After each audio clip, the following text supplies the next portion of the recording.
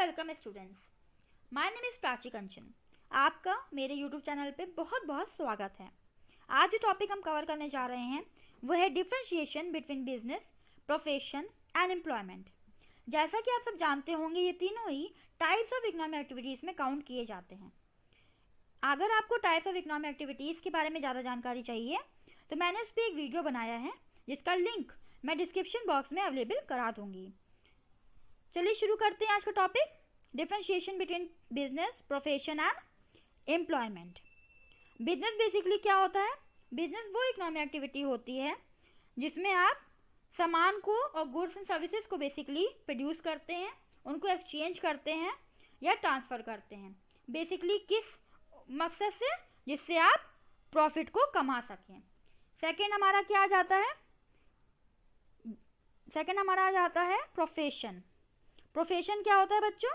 इसमें जो है हम अपनी सर्विसेज को देते हैं और उसके बदले में हमें इकोनॉमिक गेन्स होता है। प्रोफेशनल कौन करता है? प्रोफेशनल्स करते हैं, जैसे CA, doctor, accountant, chartered accountant, CS, ये सभी सब क्या है? प्रोफेशंस हैं और ये सब प्रोफेशनल कहलाते हैं। ये मेनली इनका काम क्या होता है? अपनी सर्विसेज देना, जिसके बदले में ये फीस चार्ज करते हैं।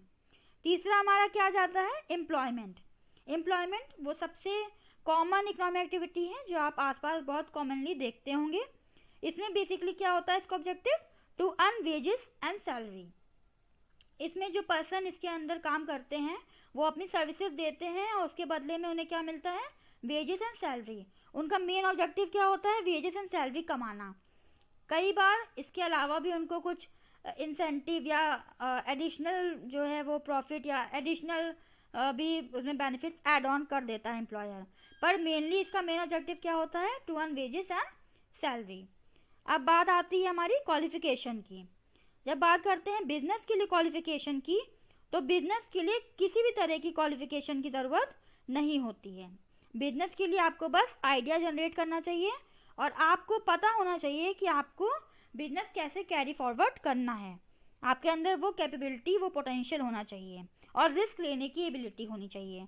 बस यही है क्वालिफिकेशन बिजनेस की। और जो मोटे तौर पे कहें तो इसके लिए कोई भी तरह की क्वालिफिकेशन नहीं चाहिए होती है।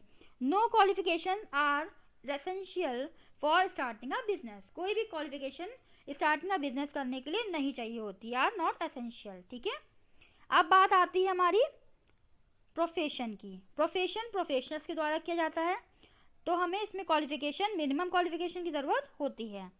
हर एक प्रोफेशनल कुछ जो उनके मिनिमम क्वालिफिकेशन एसोसिएशन जो उनके होते हैं वो ये सब क्लियर कर देते हैं कि उनको कौन कौन से एग्ज़ाम्स को क्लियर करना है और उसके बाद ही वो जो है वो अपने प्रोफेशनल डिग्री को या प्रोफेशनल काम को, सर्विस को कैरी फॉरवर्ड कर सकते हैं। तो सीए हो या सीएस हो, ये सब जो हैं वो अपने एसोसिएशन के अंडर काम करते हैं और उनको कुछ एग्ज़ाम क्लियर करने पड़ते हैं, जिसके बाद ही वो सीए या सीएस के रूप में अपना काम शुरू कर सकते हैं। जैसे डॉक्टर्स होते हैं तो इनका भी अपना एक एसोसिएशन होता है जो कि है medical council of India. Medical council of India जो है वो डॉक्टर्स का एसोसिएशन है, जिसके अंडर उनको जो है वो डॉक्टर्स उनके हिसाब से काम करते हैं और उनकी मिनिमम क्वालिफिकेशन ये एसोसिएशन तय करता है। फिर हमारा जाता है सीएस के लिए, the institute of company secretariat of India, ICSI। ये वो प्रोफेशनल एसोसिएशन है जो सीएस के लिए तय करता है कि उन्हें किन किन क्वालिफिकेशन को, मिनिमम क्वालिफिकेशन को जो है वो क्वालिफाइड करना पड़ेगा सीएस बनने के लिए। यही सीए के लिए भी है, चार्टर्ड अकाउंटेंट्स के लिए the institute of chartered accountants of India, ICAI। ठीक है बच्चों, तो प्रोफेशनल्स के लिए बेसिकली आपको मिनिमम क्वालिफिकेशन की ज़रूरत होती है किसी भी प्रोफेशन में जाने के लिए। थर्ड आता है एम्प्लॉयमेंट, जो मैंने कहा बहुत ही कॉमन आप देखते होंगे अपने अगल बगल या कहीं पे आस पड़ोस में कि ज़्यादातर लोग क्या करते हैं? एम्प्लॉयमेंट करते हैं। ठीक है, एम्प्लॉयमेंट में जो है वो इन्वॉल्व होते हैं। इसके लिए मिनिमम क्वालिफिकेशन क्या होती है? जितनी रिक्वायर्ड हो उतनी। हर जॉब की, हर एम्प्लॉयमेंट की जो है वो क्वालिफिकेशन उसके जॉब के नेचर के और वर्क के हिसाब से डिफाइन होती है। जितना बड़ा काम उसके हिसाब से क्वालिफिकेशन। ठीक है, जैसे कोई बहुत बड़ा प्रोफेसर रैंक का काम आपको मिल रहा है, आप प्रोफेसर का प्रोफेशन के जॉब के लिए जा रहे हैं, तो उसके लिए जो रिक्वायर्ड क्वालिफिकेशन चाहिए होगी वो आपके पास होनी चाहिए। आप कोई ऐसे काम के लिए जा रहे हैं जो उसके लिए ज़्यादा क्वालिफाइड होना ज़रूरी नहीं है, तो जो रिक्वायर्ड क्वालिफिकेशन होगी उसके हिसाब से आपको वो क्वालिफिकेशन आपके पास होनी चाहिए, ठीक है। बेसिकली इसमें जो मिनिमम क्वालिफिकेशन होती है वो नेचर ऑफ वर्क के हिसाब से तय की जाती है। तीसरा आता है नेचर ऑफ वर्क। अब ये किस तरह का होता है इसमें ये बताया गया है। तो जब बात हम करते हैं बिजनेस की, तो बिजनेस बेसिकली क्या होता है, बिजनेस में मेन काम क्या होता है, production, sale, exchange of goods and services. इसमें बेसिकली बिजनेस में हम प्रोडक्शन करते हैं गुड्स एंड सर्विसेज का, उन्हें बेचते हैं, उनको एक्सचेंज करते हैं। ये मेन काम जो होता है वो बिजनेस के अंडर किया जाता है। जब हम प्रोफेशन की बात करते हैं तो हम प्रोफेशनल होने के नाते हम किसी न किसी काम में जो भी हम जिस भी चीज़ के प्रोफेशन कर रहे हैं उसमें हम स्पेशलाइज्ड होते हैं, उसकी स्पेशलाइज्ड सर्विस हम अपने क्लाइंट्स को प्रोवाइड करते हैं, ठीक है। तो ये हो गया प्रोफेशन का, प्रोवाइडिंग स्पेशलाइज्ड सर्विस। तीसरा आता है एम्प्लॉयमेंट। एम्प्लॉयमेंट में क्या होता है, work assigned by the employer. Employment में बेसिकली लोग एम्प्लॉयर के अंडर काम करते हैं और जो काम एम्प्लॉयर कहता है वो काम इसमें किया जाता है। तीसरा हमारा आ गया स्टेटस। अब स्टेटस क्या होता है, businessman work for himself and is his own master. Businessman क्या होता है, बिजनेसमैन बिजनेस कैरी फॉरवर्ड करता है जो उसने खुद बनाया है या किसी से जो उसका ओनर है उससे ट्रांसफ़र हुआ है या जो भी है। तो बिजनेस में बेसिकली मोटे तौर पे क्या कह सकते हैं, उसका स्टेटस क्या होता है कि वो सिर्फ अपने आप के लिए काम करता है, वो अपना मालिक होता है, ठीक है, वो किसी के अंडर काम नहीं करता। जब हम बात प्रोफेशनल की करते हैं, a professional works according to the guidelines prescribe. अब बच्चों मैंने आपको अभी ऊपर बताया था जब मैं ऊपर पढ़ा रही थी कि गाइडलाइंस कौन देता है, एसोसिएशन देते हैं, ठीक है। सीए का एसोसिएशन उसकी गाइडलाइंस देगा, डॉक्टर्स के लिए जो एसोसिएशन है वो उसकी गाइडलाइंस देगा, और जो प्रोफेशनल्स होंगे वो उन्हीं गाइडलाइंस को मानकर उन्हीं गाइडलाइंस के मुताबिक अपना काम करेंगे। तो सीधी सीधी बात है, बिजनेसमैन जो है वो अपने लिए काम करता है, अपना मास्टर होता है। प्रोफेशनल्स क्या होते हैं, work according to the guidelines prescribed, ठीक है। तीसरा आ जाता है एम्प्लॉयमेंट। अब एम्प्लॉयमेंट की स्टेटस क्या है, an employ works for his employer. Employ जो है वो किसके लिए काम करता है, अपने एम्प्लॉयर के लिए, and has to follow the instruction of his master. Business में कौन मास्टर है, बिजनेसमैन खुद अपना मास्टर है। एम्प्लॉय में कौन मास्टर है, एम्प्लॉयर, ठीक है, जिसके अंडर एम्प्लॉय काम कर रहा होता है वो उसका मास्टर होता है। अब तीसरा आता है रिवॉर्ड, कि ये जो काम वो करते हैं बिजनेस में, प्रोफेशन में या एम्प्लॉयमेंट में, वो किस लिए कर रहे हैं, उसके बदले में उन्हें मिल क्या रहा है, उसका रिवॉर्ड या रिटर्न क्या है।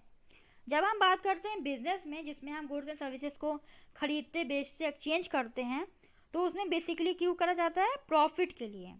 एक तरह से ये भी कहा जाता है कि बिजनेसमैन जो अपने बिजनेस के लिए रिस्क उठाता है, profit is the reward for that, okay, profit is the reward for the risk undertaken by the businessman, okay. जो बिजनेसमैन अपना रिस्क उठाता है अपने बिजनेस को चलाने के लिए, उसके बदले में उसे प्रॉफिट मिलता है, ये उसका रिवॉर्ड है।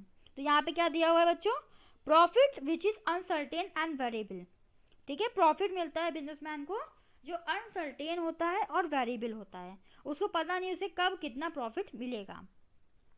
जब हम बात प्रोफेशनल्स की करते हैं तो professional fee which is certain but flexible, ठीक है। प्रोफेशनल अपनी सर्विसेज देते हैं अपने क्लाइंट्स को, उसके बदले में वो फीस चार्ज करते हैं जो सर्टेन होती है बट फ्लेक्सिबल है, बदलती रहती है, ठीक है। कोई कितना लेता है, कोई कितना लेता है, वो उनके हिसाब से होता है, पर एक सर्टेन फीस वो चार्ज करते हैं। अब बात आती है एम्प्लॉयमेंट की। जब बात हम एम्प्लॉयमेंट की कर रहे हैं तो एम्प्लॉयमेंट में क्या मिलता है, रिवॉर्ड, वेजेस या सैलरी के रूप में, जो कि क्या होती है, रेगुलर एंड फिक्स्ड, ठीक है। ये जो एम्प्लॉयर्स होते हैं जो अपने एम्प्लॉयर के अंडर काम कर रहे होते हैं, उसके बदले में उनकी सर्विसेज जब वो देते हैं तो उसके बदले में एम्प्लॉयर उन्हें क्या देता है, वेजेस देता है, सैलरी देता है। अब वो कैसे नेचर की होती है, रेगुलर होती है और फिक्स होती है, मतलब उनको एक समय के बाद मिलनी ही मिलनी है, ये उन्हें पता है। अब बात आ जाती है सबसे इम्पॉर्टेंट चीज़ की, रिस्क, ठीक है। रिस्क क्या होता है, बिजनेसमैन, बिजनेस तो सिंपली रिस्क टेकिंग होता है, रिस्क इन्वॉल्व होता है, बहुत ज़्यादा हाई रिस्क। तो बिजनेस की जब हम बात करेंगे रिस्क के उससे रिलेटिव, तो रिलेटेड करेंगे बिजनेस के लिए, तो हाई रिस्क फ्रॉम, ठीक है। बिजनेस में बहुत ज़्यादा हाई रिस्क इन्वॉल्व होता है, जिसकी रिवॉर्ड में ही तो बिजनेसमैन को प्रॉफिट दिया जाता है, ठीक है, वो प्रॉफिट कमाता है क्योंकि वो रिस्क बियर कर रहा होता है। जब बात एम्प्लॉयमेंट की आती है तो रिस्क क्या होता है, नेग्लिजिबल होता है, ठीक है। अब बात करते हैं एम्प्लॉयमेंट की। अब जब एम्प्लॉयमेंट की बात आती है तो इसमें कोई भी तरह का रिस्क इन्वॉल्व नहीं होता है, ठीक है। एम्प्लॉयमेंट में किसी भी तरह का रिस्क इन्वॉल्व नहीं होता। तो सिंपल सी बात है कि बिजनेसमैन जब काम करता है, बिजनेस करता है, तो बिजनेस में हाई रिस्क होता है, प्रोफेशन में नेग्लिजिबल होता है, और एम्प्लॉयमेंट की बात होती है तो उसमें कोई भी तरह का रिस्क इन्वॉल्व नहीं होता है। अब बात करते हैं हम इन्वेस्टमेंट की, इन्वेस्टमेंट ऑफ कैपिटल की। तो इसमें ऊपर आप देख सकते हैं कि इन्वेस्टमेंट जो होता है वो जो बिजनेस होता है उसमें बहुत हद तक होता है, बहुत adequate amount of capital is required, बहुत ज़्यादा कैपिटल जो है जितना भी बिजनेस के हिसाब से चाहिए उतना हमको उसमें इन्वेस्ट करना पड़ता है, depending on the size of business. Business की साइज के हिसाब से हम इन्वेस्टमेंट ऑफ कैपिटल करते हैं। जब बात आती है प्रोफेशनल की, तो limited capital is required to set up office. आपने देखा होगा कि जो लॉयर्स होते हैं उनका चेम्बर्स होता है, डॉक्टर्स की क्लिनिक होती है, तो सब जो प्रोफेशनल होते हैं वो अपना सेटअप करते हैं, ठीक है। उसके हिसाब से जो है इन्वेस्टमेंट उनको करनी पड़ती है। तो और जो एम्प्लॉयमेंट की बात आती है तो कोई भी तरह का कैपिटल रिक्वायर्ड नहीं होता, क्योंकि वो किसी के अंडर जाके काम कर रहे होते हैं, हमें सर्विसेज दे रहे होते हैं। तो मोटे तौर पे इन्वेस्टमेंट ऑफ कैपिटल क्या हो जाएगा, adequate amount of capital is required, जितना भी ज़रूरत होती है उतनी कैपिटल उनको रिक्वायर्ड होती है, साइज ऑफ बिजनेस के हिसाब से, ठीक है। छोटा बिजनेस है तो कम कैपिटल चाहिए, इन्वेस्टमेंट कम चाहिए, बड़ा बिजनेस कर रहे हैं तो हमें इन्वेस्टमेंट ऑफ कैपिटल ज़्यादा चाहिए, ठीक है। और जब हम प्रोफेशन की बात करते हैं तो बस जो रिक्वायर्ड कैपिटल, लिमिटेड कैपिटल चाहिए होती है जो सेटअप करने में ऑफिस में, और जो इम्पोर्टेंट एसोसिएट होते हैं उसके प्रोफेशनल वर्क को कैरी करने के लिए जो चाहिए होता है, उन सबको सेटअप करने के लिए जितनी चाहिए बस उतनी चाहिए होती है। जब हम एम्प्लॉयमेंट की बात करते हैं तो इसमें किसी भी तरह की कैपिटल की ज़रूरत नहीं होती है। बच्चों, जब हम रिस्क की बात करें तो रिस्क एंड अनसर्टेनिटी, ये जो वर्ड है ये बिजनेस के साथ एसोसिएट किया जाता है, इसलिए इसमें साफ साफ दिया हुआ है high risk from beginning to end, ठीक है। ये मैं और क्लियर कर दूं कि बिजनेस में स्टार्टिंग से लेके जब तक बिजनेस ओवर नहीं रहता तब तक रिस्क एंड अनसर्टेनिटी, ठीक है, ये लगी रहती है। चलिए हम अपने 8th पॉइंट पे आ जाते हैं, जो कि है एडवर्टाइजिंग। एडवर्टाइजिंग क्या होती है बच्चों, अपने जो भी हम काम कर रहे हैं उसको एडवर्टाइज करना, लोगों को बताना कि हम ये काम कर रहे हैं, उसका एडवर्टाइजमेंट करना। आपने देखा होगा टीवी में कई तरह के प्रोडक्ट्स का एडवर्टाइजमेंट आता है, जिनसे आपको इन्फॉर्मेशन मिलती है कि ये प्रोडक्ट जो है वो मार्केट में अवेलेबल है, कितने साइज़ का है, किस रेंज का है, कितने कैसा है, ये सब आपको एडवर्टाइज किया जाता है, तो आपको पता चल जाता है कि ये मार्केट में अवेलेबल है, आप कहाँ से इसे ले सकते हैं। तो एडवर्टाइजिंग की बात आती है तो बिजनेस में इसकी बहुत ज़्यादा ज़रूरत होती है, ठीक है। एडवर्टाइजमेंट इज़ यूजली नेसेसरी, आमतौर पे एडवर्टाइजमेंट की ज़रूरत होती है। जब हम बात करते हैं प्रोफेशनल्स की तो इनको मना होता है, advertisement is prohibited by professional body, ठीक है। इनको इनके एसोसिएशन के हिसाब से जो कायदे कानून होते हैं उसके हिसाब से प्रोहिबिटेड होता है कि ये एडवर्टाइजमेंट नहीं कर सकते, ठीक है। अब बात आती है एम्प्लॉयमेंट की, तो इसके लिए एडवर्टाइजमेंट की कोई भी तरह की ज़रूरत नहीं होती है। तो मोटे तौर पे बिजनेस के एडवर्टाइजमेंट ज़रूरी है, यूजली करा जाता है, नेसेसरी होता है। प्रोफेशनल के लिए जो होता है वो मना होता है, और एम्प्लॉयमेंट के लिए कोई ज़रूरत नहीं होती, ठीक है। अब बात आ जाती है measurement of efficiency. Profitability of business is the sole criteria. Businessman के लिए जब तक वो प्रॉफिट कमा रहा है तब तक उसका बिजनेस क्या है, अच्छा चल रहा है, एफिशिएंट है, ठीक है। Quality of service provided to the client. Professionals के लिए सबसे बड़ी बात क्या है कि जो वो क्लाइंट अपने हैं उनको सर्विस क्या है, क्वालिटी सर्विस दे, और सबसे अच्छी सर्विस अपने कस्टमर्स को जो है या अपने क्लाइंट्स को वो प्रोवाइड कराएं। तीसरा है employment, productivity and quality of work perform. Employment में क्या होता है, आप जैसा काम करेंगे एम्प्लॉय के रूप में, जितने अच्छी तरीके से, जितना प्रोडक्टिव काम करेगा, जितना क्वालिटी बेस्ड काम करेंगे, उसके हिसाब से जो है आपकी एफिशिएंसी मेजर की जाती है। अब बात आ जाती है रेगुलेशन की, ठीक है। रेगुलेशन क्या होता है बिजनेस में, गवर्नमेंट लॉज के हिसाब से होता है। कुछ ऐसे बिजनेसेस होते हैं जो आप एक्चुअली में कैरी आउट नहीं कर सकते, ठीक है, कुछ पे रोक होती है, कुछ बैंड होते हैं, कुछ ऐसे होते हैं कि जिसमें पार्शियली अलाउड होता है, पार्शियली नॉट अलाउड होता है। तो ये सब कौन तय करता है, बिजनेस को गवर्नमेंट तय करती है। गवर्नमेंट जो है वो इसमें बताती है, गवर्न बाय बिजनेस लॉस, ठीक है, इसमें लॉस लिखा हुआ है पर एक्चुअली में लॉस है, ठीक है, कानून। फिर है govern by regulations and guidelines of the profession. जो एसोसिएशंस होते हैं उनके अंडर जो है वो उनकी गाइडलाइन के हिसाब से ये सब प्रोफेशनल्स जो होते हैं अपना काम करते हैं और उनके हिसाब से जो है वो गवर्न होते हैं। ठीक है, जैसे कोई डॉक्टर है तो वो अपना काम एथिकली किसके हिसाब से करेगा, मेडिकल काउंसिल ऑफ इंडिया के हिसाब से। कोई लॉयर है तो वो किसके हिसाब से करेगा, बार काउंसिल ऑफ इंडिया के हिसाब से। ऐसे ही इंजीनियर्स हैं तो वो किसके हिसाब से करते हैं, the institution of engineers India. ठीक है, तो वो इसके हिसाब से अपना काम कैरी फॉरवर्ड करते हैं, वो रेगुलेट करते हैं सारे प्रोफेशनल्स को। जब बात आती है हमारी एम्प्लॉयमेंट की, तो governed by the terms and condition of employment. तो एम्प्लॉयमेंट की जो टर्म्स एंड कंडीशन होते हैं, जब कोई जॉब के लिए जाता है एम्प्लॉयमेंट के लिए, तो उसको एम्प्लॉयर जो है वो एग्रीमेंट दिखाता है, या तो ओरली बताता है या तो रिटर्न में होता है कि आपको ये करना है, आपकी सर्विस का ये कॉन्ट्रैक्ट है। ठीक है, तो वो उससे गवर्न होता है, उसके रेगुलेट उससे होता है, govern by the terms and condition of employment. ठीक है, अब बारी आ जाती है हमारी transfer of ownership. Transfer of ownership में क्या है, ट्रांसफर ऑफ ओनरशिप का किसको अधिकार होता है, बिजनेस हाउसेस को, बिजनेसमैन को। वो अपना काम अपनी आने वाली जो जनरेशन है उनको ट्रांसफ़र कर सकता है या किसी और को दे सकता है। ठीक है, बेच सकता है, तो ये सब होता है। तो बिजनेस में क्या है, ओनरशिप और बिजनेस कैन बी ट्रांसफर्ड। जो ओनरशिप है बिजनेस का वो ट्रांसफर किया जा सकता है। बात आती है प्रोफेशन की, ट्रांसफ़र इज़ नॉट पॉसिबल। जैसा कि आप जानते हैं ये बाकायदा पेपर क्रॉस करते हैं, एग्ज़ाम क्रॉस करते हैं। ठीक है, इनके लिए बाकायदा जो होते हैं रेगुलेशंस होते हैं, इनको बहुत तरीके के पेपर देने पड़ते हैं अपने प्रोफेशन में आने के लिए।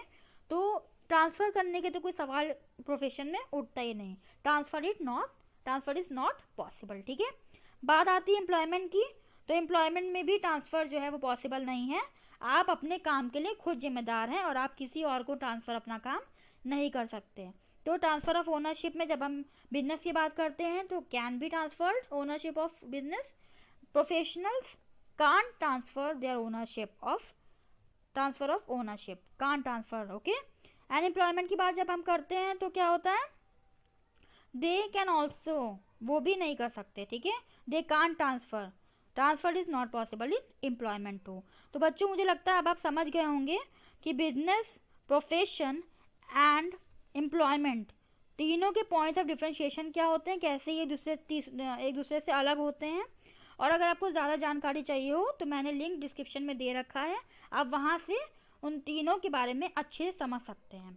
और बच्चों अगर आपको ये वीडियो अच्छा लगा, समझ में आया, तो प्लीज़ मेरे चैनल को subscribe, like, share and comment करना बिल्कुल भी ना भूलें। और मेरे चैनल पे आने के लिए आपको बहुत बहुत thank you for visiting and visit again. Thank you very much.